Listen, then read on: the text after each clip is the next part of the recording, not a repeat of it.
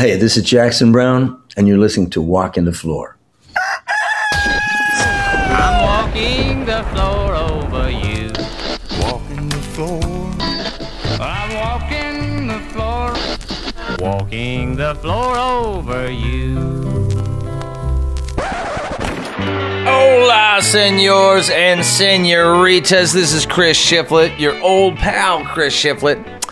As always, the host of Walking the Floor, episode number 198 of Walking the Floor. And I know last week I said that I wasn't going to go back to that every week schedule, but I lied, man, because I did a good interview today with Jackson Browne. I just wanted to get up because he's got an album coming out really soon, and it's timely, man.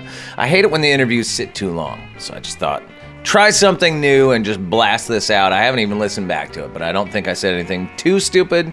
But I guess you'll be the judge of that. Anyway, what else going on? I just got some rough mixes from my man Jaron from Cadillac 3 that's producing this new record, this new solo record that I've been working on and chipping away at, and I'm pretty excited. I'm pretty excited at how this stuff is turning out. Some good tunes and great players, and I'm really enjoying the production value of it that Mr. Jaron is bringing to the project. Not sure when that's coming out, but hopefully sooner than later. And I've got a couple of other things that I think I'm going to post pretty soon to the streaming services. So I know I'm being very vague, but I don't have details on any of that stuff yet. So coming soon, I promise. New music. It's been a while.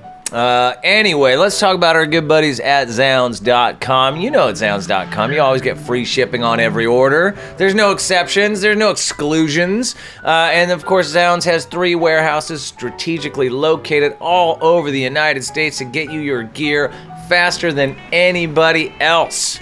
Like within 2 days or less, generally, is what I'm talking about here. Zounds.com, you know them, you love them. Go check them out.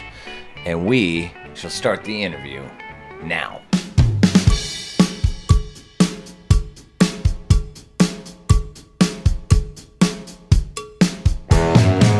Oh yeah, it's always a good day on the podcast when you get to hang out and talk with a legend like Jackson Browne, a man who is not only synonymous with Los Angeles and Southern California music, but has literally decades of classic tunes in his catalog, still making great records. He's got one coming out on July 23rd called Downhill from Everywhere.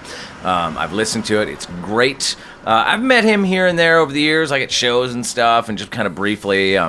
And I wouldn't really exactly say I know him, but I was really struck by just how comfortable he seemed in his own skin, just full Zen master, you know, Southern California elder statesman of the music scene. He was great, and you don't really get that energy a lot from people in this biz, especially people that have been in the biz for a minute. And at some point towards the end, I hit him up to take me surfing at an exclusive surf spot that he has access to, and he said he would. So I'm gonna hold you to that, Jackson, one of these days. This is Jackson Browne on Walking the Floor. Don't make mistakes and they don't know the feeling. Hey, buddy. Like Hey, Chris. Hey, How are you? Good. How are you doing? I'm good. I'm good. Look at you, right on time. A consummate professional. It's rare for me to be on time, but yeah. Awesome, man. Are you at your studio? Yeah. I'm not in the actual studio proper. I'm in a kind of writing annex, a kind of room that I used to take the area. Right. Room. Guitar, incredible guitars stacked like cordwood. You know, I mean, they're just built up during the pandemic. Ooh, yeah.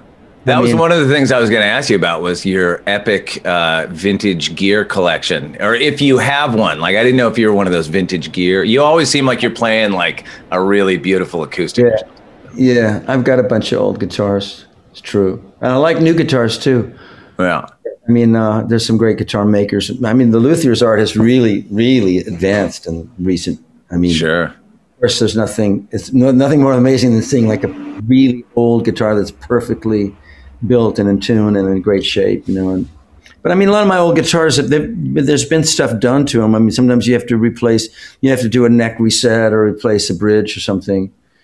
I had this one guitar that I wanted really bad, and I could see there was a crack in the bridge, but he wasn't going to fix that. You know, it was like he was going to sell it as original, even though he knew that the bridge had to be replaced. So I had to pay the full totally Oh boy. vintage, totally original price for it, Yeah.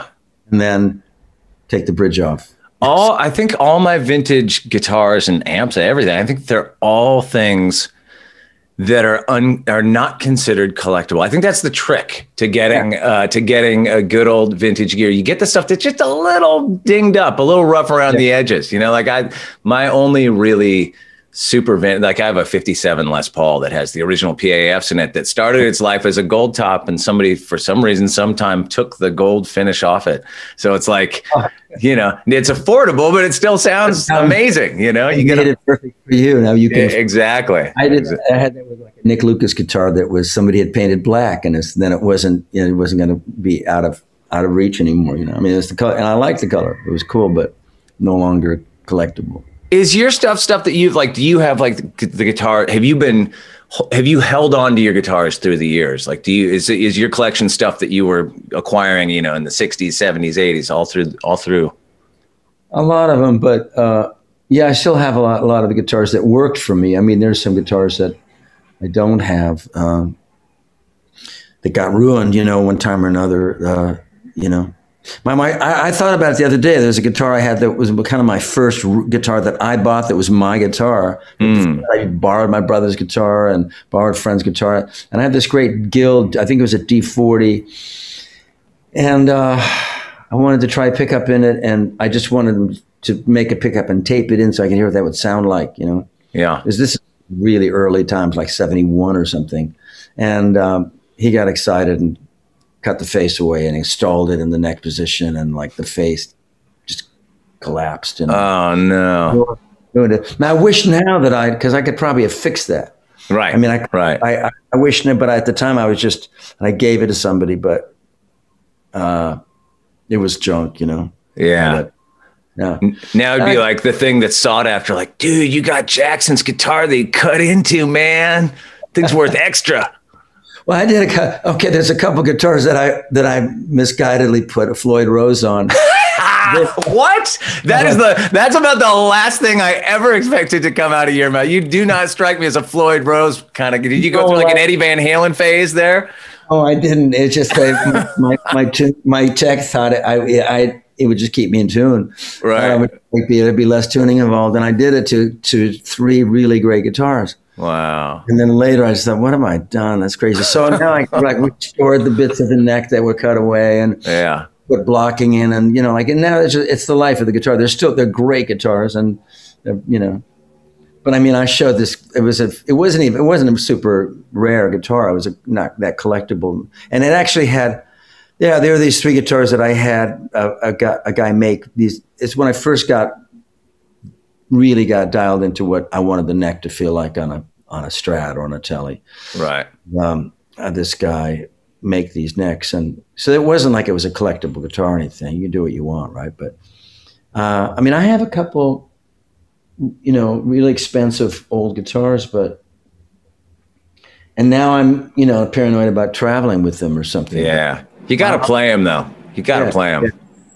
I'm like, I didn't get to experience touring in the 70s or the 80s for that matter, but my fantasy version of it is like when you first started touring, you could walk into any pawn shop and find like a 59 Les Paul on the wall for like $150. I mean, did you find those kind of crazy deals back then?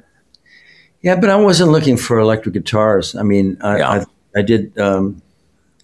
No, and the truth is that I think that I only had two or three guitars. I mean, the guitars that worked for me, I only thought just the other day, like, how did this happen? Because I've got so many guitars sitting there. The thing is that it's not a collection. It's all stuff that I've tried to make work, so there's stuff that you buy because you've got the money to. But at some point I started, pawn shopping, when it was still possible to find really great stuff. But that kind of went really quickly. I might have been right on the forefront of that wave of like guys that were going out and they're buying everything. And right. Just make sure you keep your eyes on that Val McCallum when he's at your studio. You don't want to be, if you see him loading something into the trunk of his car, he might be walking off with something. He's no slouch in the vintage guitar department himself. No. He's really, we were on tour with the Heartbreakers, And there was this trader came out and set up in this sort of tent out in the parking lot. I mean, it wasn't their tent; it was some sort of, you know, guest lounge or something like that. And they'd set up, and we went out there to see what they had. And of course, it was during the Heartbreakers sound check, so we were seeing these guitars before them. It was kind First of rude. dibs. Well, he not only did it, he just bought everything that was. I had a guitar I really liked. It was this beautiful, like 0018 without a mark on it. It was a beautiful, even grain. I was thinking I really liked it. He said, let me see it. And then he decided he would get it. And I thought, I didn't make a big deal about it. I thought, yeah, okay, if you really want that. But if you don't keep that, you know, be sure you sell it to me. He said, okay, all right. Which he didn't. Which like about a year later, like he'd traded, because he trades stuff really quickly. You know. Oh, I thought you were going to say at the same show he unloaded it to Mike Campbell or something. Well, no, as we left that place with guitars in our hand like that, we could see the Heartbreakers coming from the sound check. Mike was coming across. And we were leaving with, Val was leaving with a really great, you know, 2-pickup SG with, you know, with P90s in it. And it was, you know, there was that look of like, oh no, how these, you know, I knew we shouldn't be sound checking. Let's discontinue the sound check, which they did after a while, but not because of that. Right. Yeah, they just stopped sound checking after a while. Their shit was so bulletproof, you know. Right. Yeah. Yeah. They knew what they were doing by that point, I'm sure.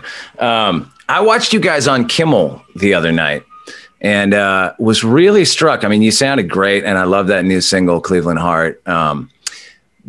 Your band, you have assembled like the band.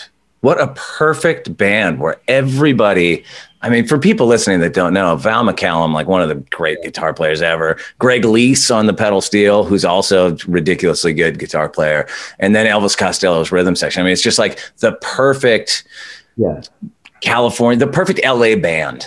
Well, that band is that's actually Val's band when I mean, they're called Jack Shit. Right. I saw you at a Jack Shit show because I opened for them at the Mint a few years ago, and I remember you were there and you got up and played with them. Right, I remember that show at the Mint. Yeah. So they're the band on that song. That's not really my band that I go out with, although really? No, I do go out with Greg and Val in the band. But we did the Kimmel show. We were going to do it with my band, but they're the band on the record, and also I couldn't get my keyboardist Jeff, who sings the high parts, and we needed that high part, and Davey can sing that really high part, no problem. But actually, I suddenly went, I mean, the mist cleared, and I went, wait a minute, let's just get the guys that are on the record to do it, and then we play together all the time anyway. So well, we did it that way, and it was fun to do, and they're so good. Pete Thomas, come on, and Davey Farragher, and it was a lot of fun to do, and because everybody's such good friends, it was also fun to do the video, you know, because that can be like really exhausting. Sure. No, you guys looked like you were having fun. It looked like a band. Yeah. I mean, I was really kind of struck by that because I was listening, you know, getting ready to interview you, and I was listening not only to your new record, which sounds great for people that don't know. It's called Downhill from Everywhere, coming out July 23rd. But and listening to a bunch of your old tracks too. And I know, like, it's, you know, you've had a long career and made a lot of records, and I'm assuming there's a lot of different people being your backup band on those records. But there's somehow a real consistency even through your new one, which it's like has that balance of sounding fresh and classic at the same time, you know, but it just sounds like you. How do you kind of accomplish that in the studio? Well, it's just sort of what the residue of a lot of different searches. I mean, it winds up, I wind up with the same, I guess I want great solos, you know, I spend more time getting, the drums right and the bass drum, the arrangement right on this record, and a half for the last two records than I did in previous years. But also, I think I really want the solo to tell the story. I want it, you know. I don't know how to quite answer your question, except that in some ways I've always sort of done the same thing. I used to be really happy with the lyrics were done, and I'd forget to make the record. I just like because I also write in the studio. I'd start songs that aren't really finished. That song, Cleveland Heart, was something that was it was the first song we tracked for this album, and it was the only song that was really finished when I went in. Where the lyrics were finished when I went into the song. So. But the other songs, it's just they're the record of a search, to try to find what's really going on in the story. And I think all my songs have kind of been the product of that kind of a search. And I don't know, I learned somewhere around my fourth album that stuff would happen in the studio that I didn't know was going to happen, and I'd have to be really kind of fleet of foot to kind of mess with them and even change the words if that's what required, and then sometimes, I'm used to, and I also, lots of times I hung on to a take I loved because something happened, David Lindley played something unbelievable. I knew he would never play again. I thought, I'm keeping this track. Even though later I realized, this track I should have cut this again and just made everybody try to play the same thing or get back thing. So I don't shy away from cutting things, over and over again. And I've got a studio, so it's just like, not that big, not that drastic a thing. Do you produce? Did you produce this record yourself, or do you bring somebody in?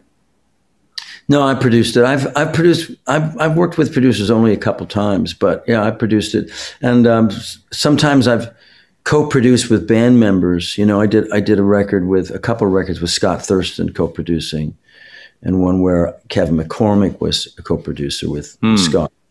But that's really to say that it's the same group of people. And even though I'm saying I produced this record, I worked so closely with Greg Lees and Val McCormick. I really take their advice and they really have a say like it's a band. It's like the kind of band arrangements. And there were a lot of songs that I wrote when Mark Goldenberg was in my band, and it was really based on the way everybody played. Songs were really like, we can do this because of the way everybody's playing. Right. And I'd kind of lace it up with lace the lyrics up, Really? So you're going in the studio with sort of like bits of songs and incomplete lyrics and stuff, and just working it on the fly. Sometimes, yeah.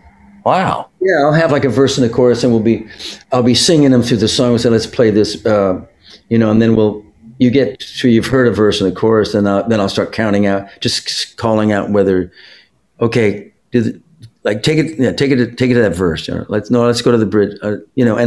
And basically everybody gets lost.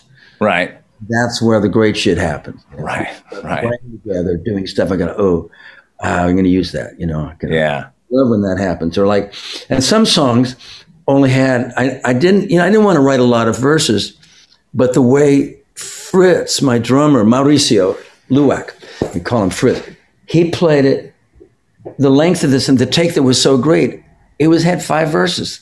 I thought, what the fuck am I going to You can repeat one, but you can't repeat 2 of them. I realized that I could, then it had this little breakdown in between. And there's this whole thing in the story that happens because of the length that he played it in. And I thought, interesting. Oh, that's really cool. But I'm always trying to get out of writing more words than there should be there, because I have too many to begin with. The stories are too linear. They're too linear. You have to be paying attention, and I think that in a way is antithetical to really great rock and roll.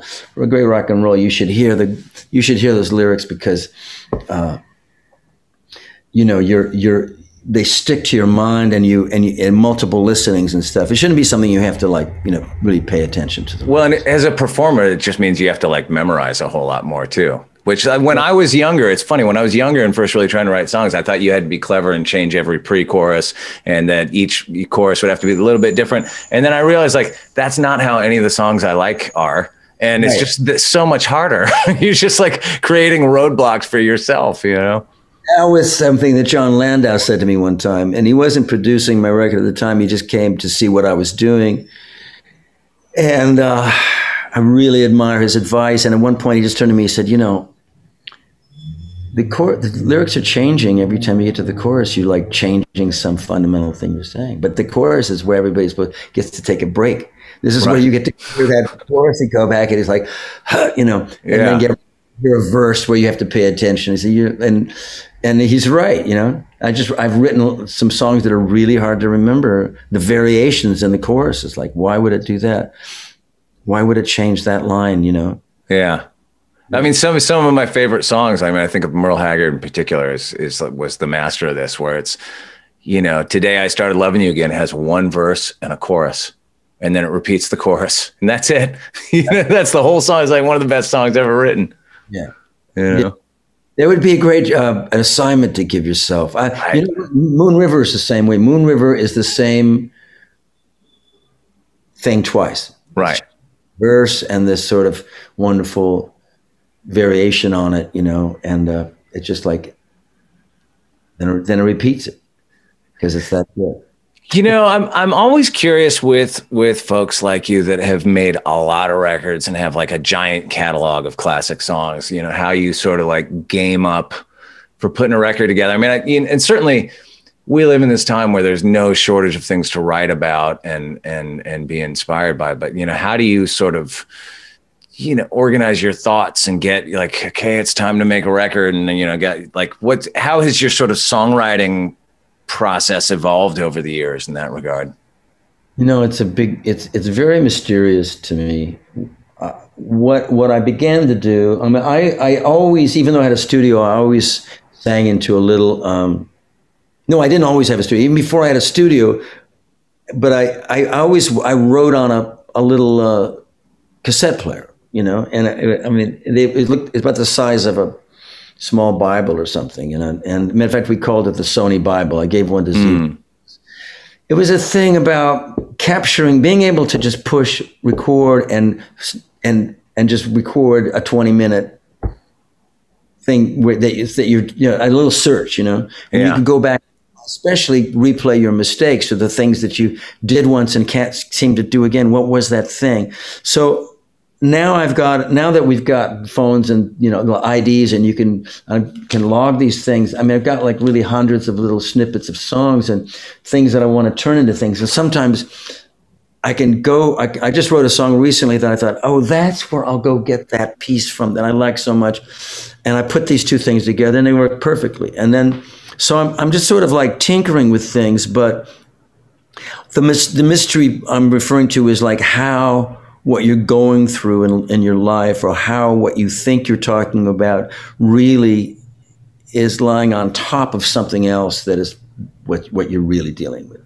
And that is out in spite of the fact that you think you're writing a song about this, this other thing comes up from it. That's the mysterious part for me. And then when you begin to realize what you're writing about, then I can kind of maybe shape it some more, you know, for that story too, to be, but it's a long process for me. I don't write very quickly. Although on this record, a couple songs got written pretty quickly, and that was like really exciting to me because it's the way I used to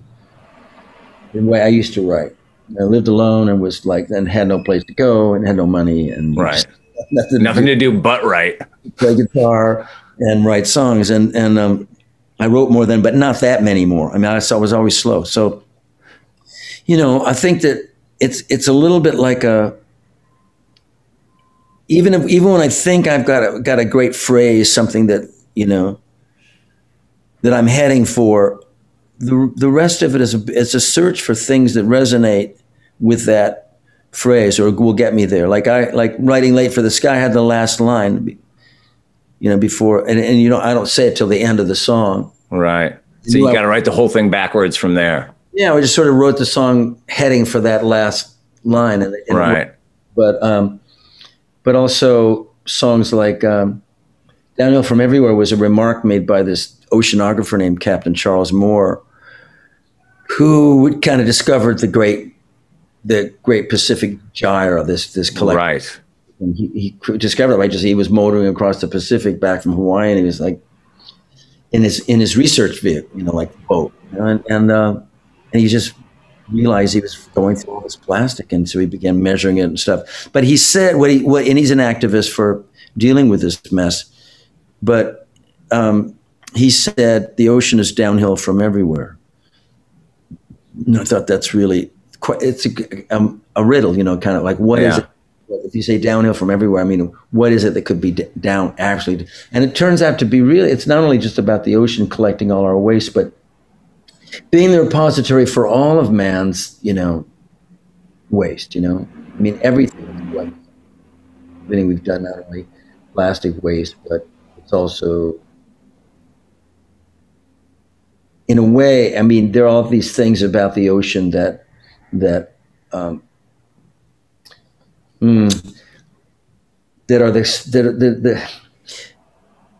they carry our folly, our ambitions, our folly. I mean, in a way, there used to be the things that separated countries and that you'd have to overcome to get from one place to the next. Right. And the places to dump everything. Right. It's just places to dump our shit that we'll never have to pay a price for this. Just dump it over there. Wait till we just so there's a lot of dumping, overfishing, and all this stuff. But I didn't want to write a song like my friend Holly Near said. People see me coming and they think they're going to hear 900 verses about fuel rods. And how do you get out of making people think that they're about to get a lecture? You want to. That's really hard. Do you struggle with that? Because I find that really challenging, trying to weave politics and current events and the things that are happening that we all have an emotional reaction to, and sometimes it makes you enraged and you want to put that in your song, but exactly like what you're talking about, you don't want it to be a lecture. How do you approach that?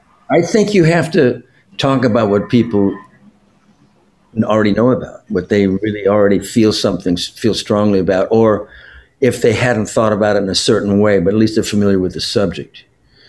I think that that's the problem with some topics, is that people haven't really they're not that acquainted with it. Like when I tried to write a song about Central America, and that most people didn't know what our policy was or what we were doing there. Right. About Vietnam, but they didn't know about Central America. And I started reading about Central America because I had been reading books about Vietnam from after the fact, Right. War by Anthony Caputo, and then I just sort of segued into this book about El Salvador, written by Joan Didion, and I thought, holy shit, it's the same thing. It's the same thing that was going on in Vietnam, but it's happening in El Salvador. And so the question was if nobody knows what now that song is a song that people they've presently found out all about it because of the Iran-Contra stuff, and it certainly became kind of known what the song was about. But the mistake I made at the time was I thought I had to explain what the song was about when I'd sing it live, and then you really sound like a lecturer. Well, I imagine because somebody like you that has been outspoken throughout your career on various issues and stuff, and writing songs about U.S. foreign policy in Central America, whatever. I imagine you must suffer from the shut up and play thing that happens to anybody any artist that has an opinion about anything, really. Because even when people more or less agree with you, I feel like a lot of the time they still kind of do the shut up and play. They just don't want to hear it from a musician, you know what I mean? It's an interesting thing. It's how do you care about that? Has that been has that affected you? Have you lost fan? What's your take on that? I didn't worry about losing fans so much, but I wanted to learn how to do this without, putting people out, Right. Sometimes, they might yell something in the middle of my talk. I mean, I did shut up. And just it worked. Shut up and play. Okay, all right. Let's play the song. And what I realized later was that the song was enough. The song, right. You can play the song without an introduction. The matter of fact, it's built that way, and people are drawn into it. And people now know a lot about it. And if they hadn't known anything about it then, they would have found out. In fact, they did. That's what happened to that song. But and Downhill from Everywhere, I didn't want that the necessity to follow a linear train of thought. And so all these images are kind of juxtaposed images that are kind of good as bits too, Right. Downhill from the prison, downhill from the mall, downhill from the factory farm and the hospital. And what do all those things have to do with each other? Begs the question. And so I leave it for everybody to make the connection. What is it that it's the same about all those places? And for that matter, without having to go into it, there is something similar to a prison and a mall. I mean, you're a prisoner of your consumerism, and the goods that are made that are for sale in that mall are made by prisoners, and so all those resonances, are there, and it's better without having spelled it out. Without spelling it out. That's interesting. Let people find it on their own. Obviously, these last several years have been. Really, for me, the crazy started. How do you exactly say where it started? It's people think of it as the Trump years. I think things really went off the rails during the Obama years in a lot of ways, with just the polarization and sort of like, if I'm a Republican, everything is the Democrats' fault. And if I'm a Democrat, every single thing is the Republicans' fault, which to me, it's total nonsense. But that's so deeply permeated, like mainstream consensus wisdom nowadays. And there was a quote in your bio that I just don't hear a lot of people out there saying things like this, but it really struck a chord with me, where you said, but the person who sees enemies everywhere is also a human being. And what I sing has to be true for that person too, because I'm talking about them, or I'm not talking about them, I'm talking to them.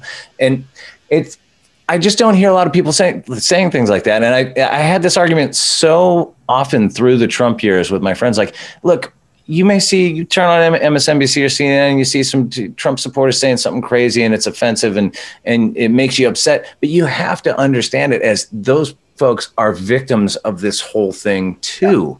They're our countrymen too. And we need a little more like empathy for people.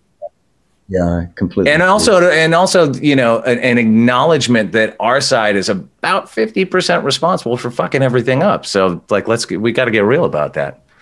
I want to write a song called "Just About Half the People," because to win any election, you have to have just about half the people. You don't even have to have half. Right. You can riff on that too. You can just say just about half the people are out of their mind, or just about half the people. And how is that supposed to work? And it only works if you agree that there's going to be this contest between the ideas.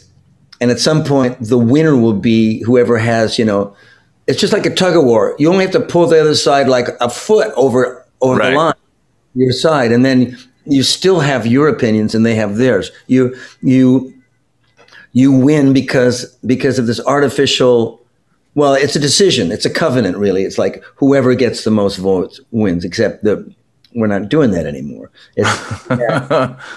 It's between the Electoral College, the popular vote, all that stuff. Yeah. So the problem is you're still left with half the people thinking one approach is the way to go and the other half thinking the other way is to go. Yeah. The whole point is to win the contest. The whole point is to win the contest, not to solve the problem. Right. To the people who I disagree with, to those people, they're fine as long as they win the contest. Right. Things go on the way they've been. And to me, there's the way things are, let's say, about global warming, or let's say about racial justice, or let's say about the health of the ocean. So to me, those things can't go on and on without being addressed. And so it's not just that we want to win. And the problem is we're in electoral politics where we have to have that contest. But even now, they're rigging they're creating restrictions to everybody voting. So they're making it so they can't vote. And that's part of the problem, is they don't really feel that some people are entitled to vote. They shouldn't be allowed to vote. Sure. Well, the last thing they want is a really engaged, informed electorate. Right. That's right. And it works much better for elites when you don't have that. That's right. That's right. And I have this, blind faith in the idea that if you give people the information to make an informed decision, that they'll make the right decision. But then I've I've been proven not to be the case over and over again, where you can give the people information, they still make a decision that's really informed by their own interests and not necessarily their interests, their understanding of who's here and who the system serves is it's limited by their own, self-interest and a short-sightedness, and that's true of people. That's just a human frailty. Well, it's interesting, I was just watching that Reagan documentary series on Showtime. If you haven't watched it, it's really good. Robert Shear's in there. They have some good folks in there. But I'm always struck by, having been in the whatever music business for as long as I have, I'm always struck by how people, the general public, smart people, well-educated people, don't get how much politics at that level is showbiz. Yeah. And you really see it in that Reagan documentary, but it's true of really kind of everybody. Yeah, I thought when Reagan became the president, well, I just didn't think it would happen. I'm completely off in my own world where science matters, and there was the precedent to all that was Adlai Stevenson, who was an intellectual and who couldn't win an election because people just thought of him as this sort of egghead, or he just knew stuff that they didn't know. They don't. In so many ways, Reagan was a paid spokesman for corporate. Literally, I mean that is in fact exact. I didn't realize that whole side of it. Yeah, General Electric. He was the spokesman for General Electric Corporation, which makes so many different products, including nuclear reactors, of course, but weapons guidance systems and all this stuff, and irons and toasters. And he was like he's a salesman. And the lovable kind of this American voice that he sounded so authentic. But he's also the host of the 20 Mule Team Borax, what was it called?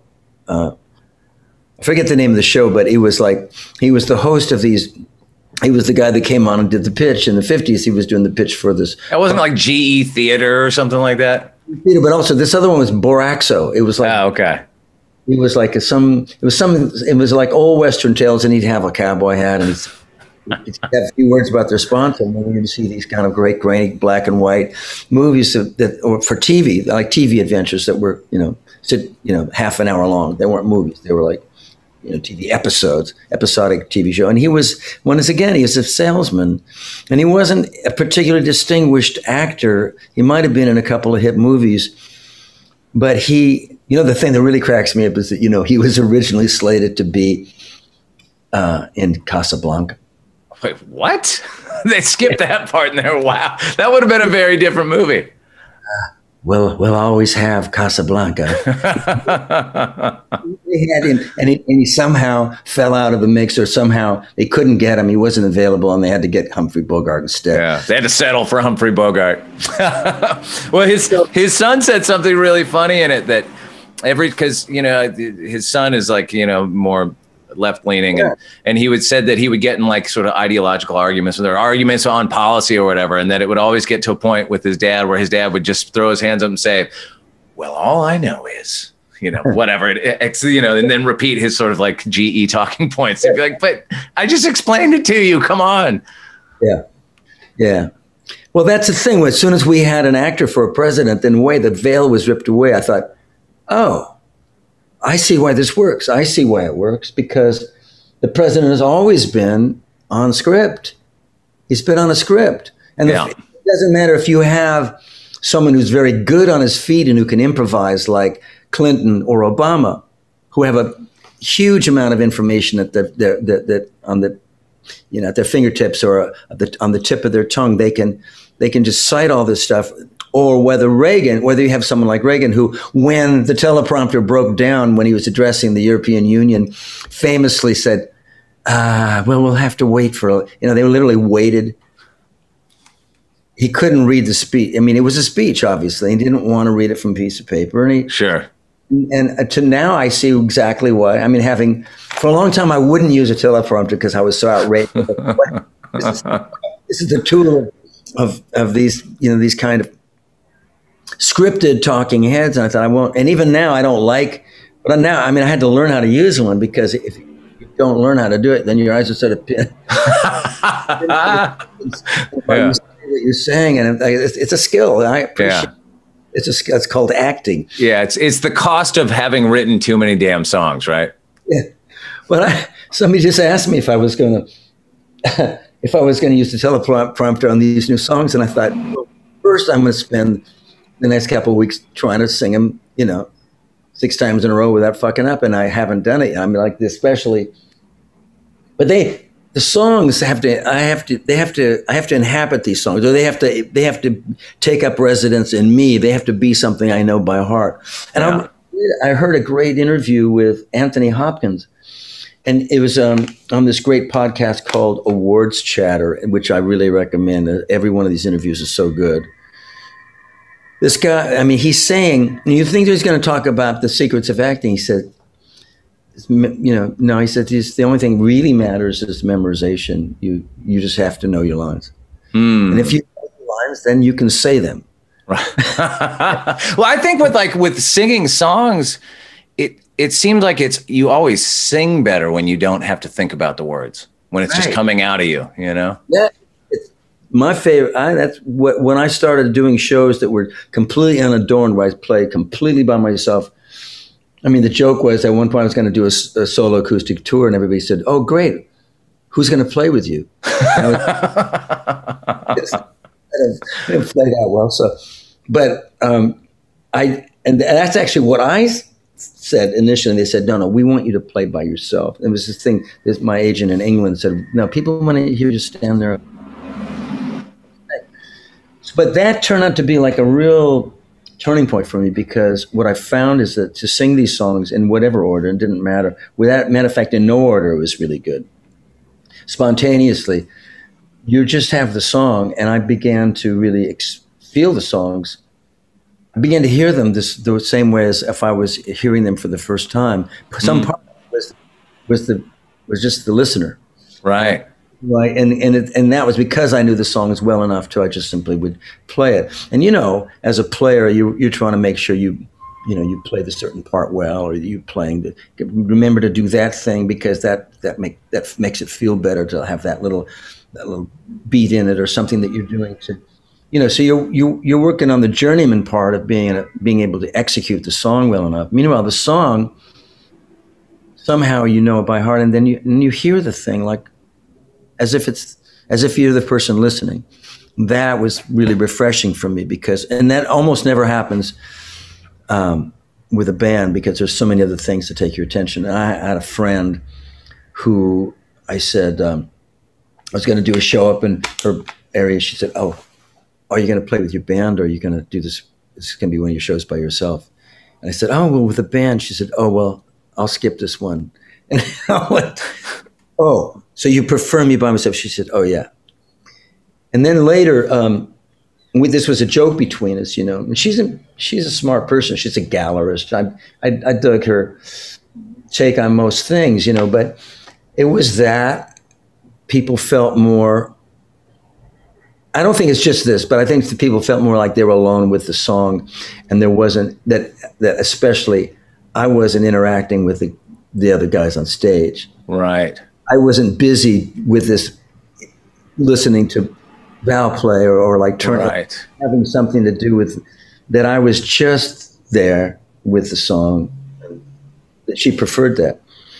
And every time I see her, sometimes she'll come to these shows, even though I'm not playing alone. Or sometimes, at one point, I said, "I tell you what, I'll do the first half of the show just by myself. And then I'll do the second half with the band." She said, "Okay, let's see," So on that occasion, my band, for the first time, ever heard me play these songs by myself, because they don't come to a solo show. Right. They're not right. show up for that. Yeah. They were waiting to go on, and they listened to me, and they went, "Oh, that actually, I prefer that solo version of Looking East to what we do with you. That's so interesting." Yeah, they suddenly went, "Oh, we got to get more of that." Yeah. When we play with you, and they stopped trying to achieve so much as a band in terms of their own, playing and their own execution of the song, and tried and sort of lined up with whether the song is being served. Right. Right. Yeah, that's like maturity as a player right there. I feel like when you're just playing by yourself, that's like the most exposed you can be as a performer, especially for a schmo like me that grew up playing really loud, heavily distorted, crazy noisy stuff. Like when I go up and just play an acoustic set, that's like as scary as it can be. Yeah, but it's great. Well, hey, what's that? I was going to say I've written songs that I thought were these big ass rocking songs that were, then gradually like the parts get stripped away. I mean, Kev Mo came in to sing on one song and he said, well, let me hear it without that part. I would take that. Pretty soon it was just me and the chords. And he said, okay, I can play to that, Right. So much of what happens in the glory of making a big sounding thing, is somehow can obscure the song. Yeah, well, it's a funny thing, especially with making rock records. Like a lot of times, if you keep layering guitars, and you're like, oh, it's getting bigger, but you realize it's just getting smaller somehow. Yeah. Squishier and less defined, Hey, here's a complete left turn, but when's the last time you watched Fast Times at Ridgemont High? It's been a while, I guess. For people of my age, that is like an era-defining movie that, like, that might have been the first time I was exposed to your music, as a kid, because, obviously Somebody's Baby was a massive hit. I mean, did you have any sense? Was that just like an extra song you had laying around, or did you write it for it? And did you have any sense at the time that it was going to be this massive hit?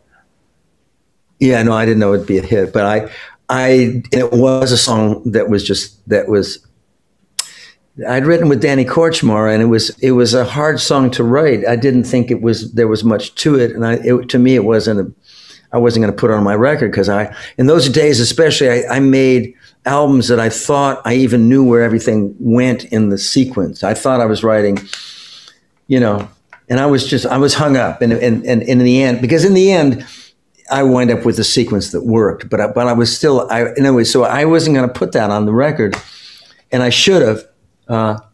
Especially after it became a hit, and I had the right to. And my former record company president, David Geffen, called up and said, like, you're going to put that on your record, right? I said, no, I wasn't going to do that. He said, well, you should. And of course, I should have, but I didn't.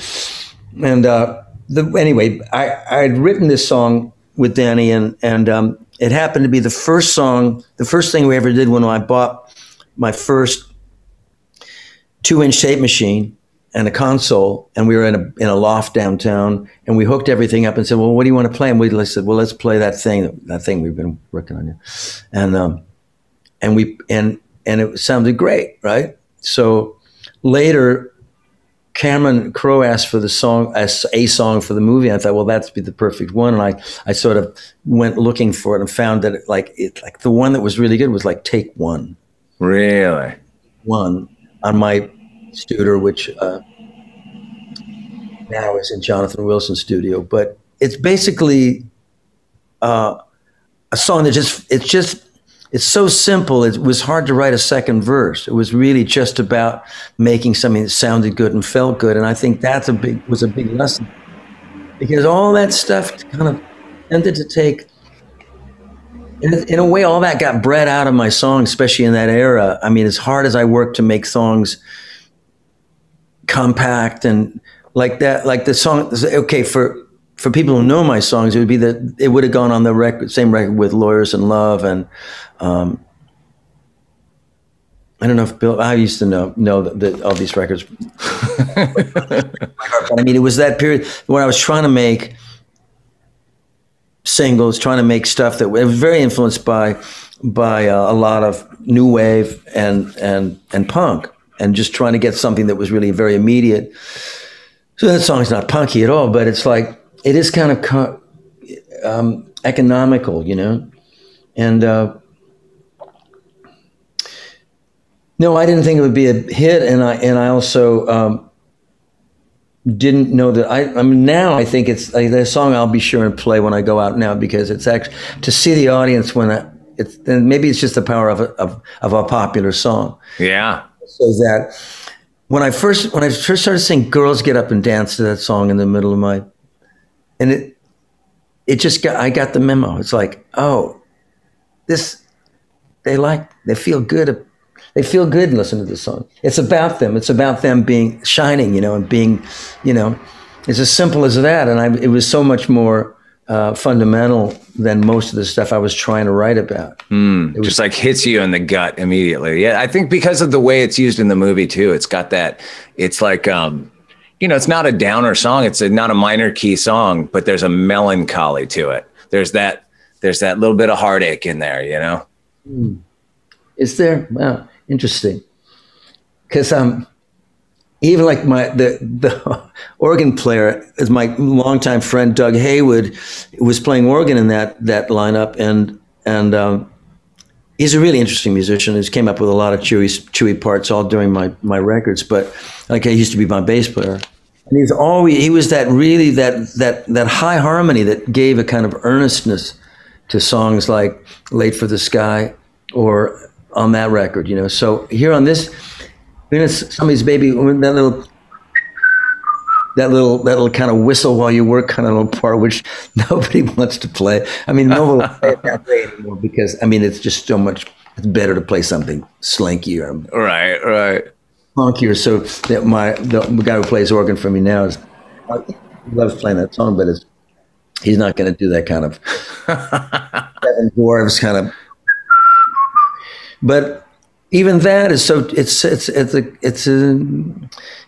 the song kind of happy. There's something about seeing, and this same thing happens to me again and again. You see a beautiful girl or woman, a female, like in full sail, walking down the street, and you just stop. You just got to everything stops, and you go, "Oh, wow, that's," and I know that's right.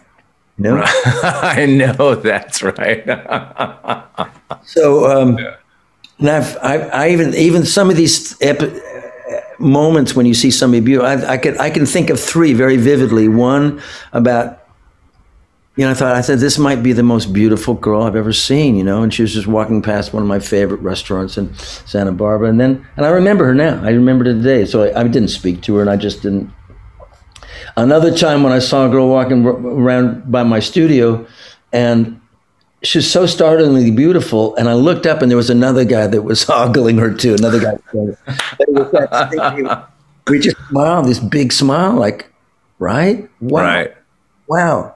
Makes your day, really, And then there was another, just recently in an elevator, and I thought, later I think about it, I think, this may be one of the most beautiful women I will ever be, 5 feet away from, Yeah. Congratulate myself that I didn't say anything inappropriate, anything lame, anything like, she wound up asking me about my jacket. This jacket, as a matter of fact. Oh, really? I told her where it was, but she was like, I wanted, even now I want to know where she is. I think it was in Beverly Hills. She's probably an actress, or she's probably she's just a gorgeous Black woman who was, I don't know, just so perfectly, just nature really, If my wife is listening to this podcast, I want you to know, honey, that's exactly how I feel every time you walk into the room. Just want to make that clear. Clear. I got to tell you, I wrote this song on this Haiti record. It's called Love is Love. And there's this line in the song that says, Ménage moi, which means my girl, in Haitian Creole. Ménage moi is the finest girl who ever walked this island. Especially when she's walking away. And so there had to be this, we were doing a video for this song, so it would have to be a shot. And Haiti's filled with incredibly beautiful women. And the physiology of Africans is just so pronounced. It's just so great. We thought, we're making this video, but we're going to actually let the Haitian director, we have to let these guys choose whoever's going to be in the shot. We can't be these white guys that are ogling Haitian bodies and like the decider. And so anyway, at one point, the guy that was helping, who actually helped write that song and was developing this, we were shooting this video. I saw this couple, and I I didn't see, I saw him from a distance. I said, well, those are the people that we should shoot for that scene. And he went over there and talked to them, and we didn't have to cast anybody, anything. It was just this really beautiful, and they were beautiful together, Right. And he said, yeah, but it might not be the girl with the most magnificent ass. We might not have gotten that out of it. And I said, well, I don't know. When we see it, I mean, it doesn't matter really, because, and here's what I think. It's not that it's the most perfectly sculpted, most beautiful ass in the world. It's that it's her ass. Like that's the thing about the butt. It's not world, but it's that it's your butt. Yeah, I'm gonna write that one down. I could use that later. Hey, dude, I've taken up enough of your time today, and you've been amazing. I have one last thing, not even so much a question, but just a statement that I am ready to go surf the ranch with you anytime you want. You just let me know. I'll go get my wetsuit and my board, and I'll meet you there. I would be happy to host you at the ranch. Yeah. Yes. I actually, I grew up in Santa Barbara, and I had never surfed. I still have never actually surfed the ranch. I surfed Bixby maybe 6 months ago or something for the first time ever. And it was like, and I didn't even get on the beach or anything. I just, went up there on my friend's fishing boat and got some waves. And it was like stepping back into the, it was like 1850 or something. It's just amazing. Primordial California. Yeah. Happy to have you come, meet you up there, and you can join me up there sometime. I'm trying to make up my mind whether I'm going to go there tomorrow, go for the weekend. But of course, it's more crowded now than it used to be, because a lot of people who went up there went there during the pandemic. It's like a concentration of people. But I think that'll probably go back to people just, it's really, I'm sort of torn about it, because on one hand, it's because it's got its own, it's private, and and there are all these restrictions to how much anybody can build up there. And right. You can afford to have a second house or like a bunch of acreage that I can't do anything with. Right. And so it's ultra. It's not that everybody up there is rich, but they also have this really this ecology point of view. Yeah. But also the fact that it's not accessible except by boat. Like you went to Bigsby, and you could have gone to any spot at the ranch and surfed. Right.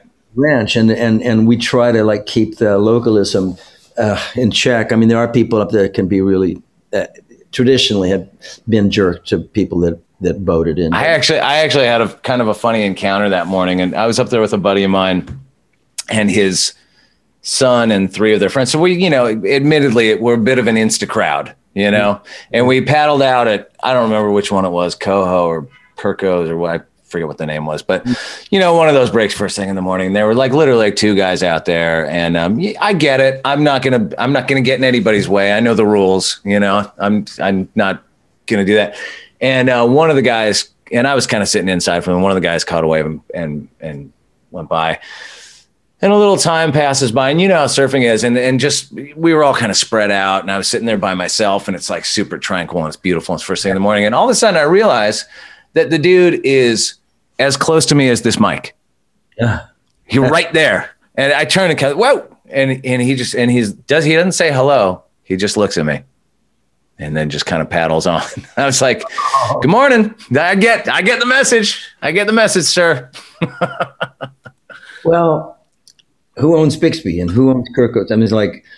In a way, who owns that? Nobody. Those waves are public. They're not. I disagree with the idea that those waves belong to anybody. And the localism is always, I'm not competitive, but I don't surf well enough to be competitive. And that, at the ranch, there are breaks that are for those guys, and then there are breaks for family people where everybody's welcome and people are generous. Oh, you take. This is you. Right. This is right.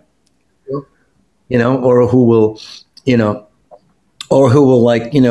a mischievous, who will snake you mischievously and say, hey, right. Here I, but the spirit is completely different. And to me, it's as different as the way you look at the world or society. There are people that are out to get theirs and really, and people who are out to make sure everybody gets theirs. Yeah. Well, surfing's a funny thing. I go into any break, especially if it's relatively remote, that I'm not, that I don't surf or have maybe never surfed. I just go in there assuming nobody wants me to be there, and I act accordingly. You know what I mean? I just try to wait my turn and, figure out who's kind of running things and be respectful and whatever. Well, I've paddled in to get some wax for somebody that didn't have wax. It came from a boat, Yeah. I just try to be hospitable. At the same time, one time, I took off in front of somebody. I didn't see them. Literally didn't see him, and he was from a boat, and he got really in my, kind of issued a warning, and I said, "Look, I just didn't see you." Yeah. He started to go on about it. I said, "Hey, dude, I didn't see you. I'll be careful. I won't I won't do that again. Just so you know, it's not like a." But that's the thing is if there's here's what I think. It's like guys that come to a remote break have taken more trouble to get there than the people that live there. They've made more of a commitment and gone to more trouble. That's what I think. That to me, that's the kind of coin of the realm. They're more committed. They're more. Think about what it was like when you were young. You'd do anything to get to the beach. If you were 14, Right. Yeah. Anybody driving there, or go. Or you hear about a break, or you're paying attention because you want to be there. That's the ticket right there. It's like, I don't think. And so I really, if you want to surf in Big Sur, you go on a boat. If you want to surf Channel Islands, you go on a boat. You want to surf the ranch, you have to go on a boat. And I don't think that it's like all the efforts to open the ranch up to the multitudes are gonna screw up a highly sensitive ecological environment and well, that's the bummer about it is, and my sort of gut is to be like, I'm a progressive and on the side of the people and all that. But at the same time, it's if you let a bunch of people down there, it's going to get fucked up. It's going to get abused. It's like the Nosferatu syndrome, Nosferatu doesn't, he loves virginal beauty. He's not thinking if I bite this girl in the neck, I'm going to, violate her. I'm going to corrupt her. She's going to become a vampire too. He just loves beauty, and he's just like can't help himself. He's Nosferatu, and that's the way all of human, the metaphor for all of humanity. We all really love these pristine places. But one of my favorite quotes, Joe Walsh knows the people that owned Santa Cruz Island, and for many years no one could go there, and actually still nobody can go there. But he there was a film about the island, and he said, and I wish I could do Joe Walsh because some of my friends who can, it's hilarious. But he said, if you love this place, for God's sakes, don't come here. Right. Totally. Yeah. Well, it's like those stickers. Who made those stickers? It said like surfing sucks, don't try it, or whatever. Right. Yeah. Well, dude, thank you so much, man. I've really enjoyed talking to you. This has been fantastic. Really great to talk to you, and thanks for inviting me. And if you want to surf the ranch, and if there's, you just call me if there's a time when would you be waiting for a big swell, or you just want to go when whatever's going on there? Whenever, yeah. The bigger the better, I suppose. But it doesn't have to be all time. I've been stranded on that endless straightaway between the truth and my wild. You see, kids, that's how you invite yourself to somebody else's surf break. That was Jackson Browne on Walking the Floor. New album is called Downhill from Everywhere. It's out July 23rd. Go get it. Wasn't he great? He was fantastic. I don't know if I'm going to see you in a week or 2 or 3. Things are like kind of busy, Things are getting busy. But we'll be back whenever we're back, and we'll see you then. So take care of yourself until we do. Adios, amigos! They just plug in and shine.